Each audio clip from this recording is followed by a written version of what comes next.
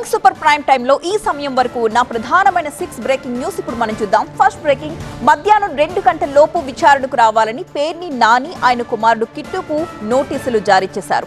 మధ్యాహ్నం 2 గంటల్లోగా విచారణకు హాజరు కావాలని ఆ నోటీసుల్లో పేర్కొన్నారు. పేర్ని నాని ఇంట్లో ఎవరూ లేకపోవడంతో ఆయన ఇంటి గేటుకే ఆ నోటీసులు అంటించి వెళ్లారు. ఇక సెకండ్ బ్రేకింగ్ న్యూస్, ఫార్ములా ఈ రేస్ కేసుకు సంబంధించి ఉద్యోగుల స్టేట్మెంట్ కూడా రికార్డ్ చేయబోతోంది ఏసీబీ. మున్సిపల్ అడ్మినిస్ట్రేషన్ డిపార్ట్మెంట్ నుంచి మరిన్ని డాక్యుమెంట్స్ సేకరించింది ఏసీబీ. డాక్యుమెంటేషన్ లో పాల్గొన్న ఉద్యోగుల స్టేట్మెంట్ రికార్డ్ చేయబోతోంది. కేటీఆర్, అరవింద్ కుమార్, బిఎల్ఎన్ రెడ్డికి నోటీసులు ఇచ్చి వారిని విచారించబోతోంది.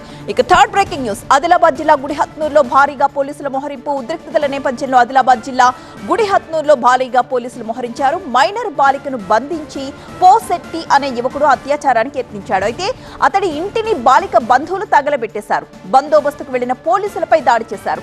అవాంఛనీయ ఘటనలు జరగకుండా పోలీసులు పికెట్ పాయింట్స్ ఏర్పాటు చేశారు అక్కడ. ఇక ఫోర్త్ బ్రేకింగ్ న్యూస్, సినిమా టికెట్ల రేట్ల పెంపును ఖండించిన సిపిఐ నేత నారాయణ. రేవంత్ వ్యాఖ్యల నేపథ్యంలో దీనిపై ఇప్పుడు చర్చ మొదలైంది. సినిమా టికెట్ రేట్ల పెంపును సిపిఐ నేత నారాయణ కూడా ఖండించారు. సందేశాత్మక చిత్రాలకు మాత్రమే ప్రభుత్వాలు రాయితీలు ఇవ్వాలని డిమాండ్ చేశారు. సంధ్యా థియేటర్ ఘటనపై ఆవేదన వ్యక్తం చేసిన నారాయణ ఇలాంటి ఘటనలు పునరావృతం కాకుండా చూసుకోవాలని పోలీసులకు సూచించారు. ఇక ఫిఫ్త్ బ్రేకింగ్ న్యూస్, కువైట్ టూర్లో రక్షణ, వాణిజ్యం సహా కీలక రంగాలపై మోదీ ఒప్పందాలు. కువైట్ లో ప్రధాని మోదీ 2వ రోజు పర్యటన సాగుతోంది. భారత్, కువైట్ మధ్య రక్షణ, వాణిజ్యంతో పాటుగా కీలకమైన రంగాల్లో ఒప్పందాలు జరుగుతున్నాయి. ఇక కువైట్ లో ప్రధాని మోదీకి ఘన స్వాగతం లభించింది. 4 గంటల్లో భారత్ నుంచి కువైట్ కి చేరుకోవచ్చు, కానీ భారత ప్రధాని ఇక్కడికి రావడానికి 40 ఏళ్లు పట్టింది అన్నారు మోదీ. ఇక సిక్స్త్ బ్రేకింగ్ న్యూస్, పంజాబ్ నుంచి మొహాలీలో భవనం కూలిన ఘటనలో కొనసాగుతున్నాయి సహాయక చర్యలు.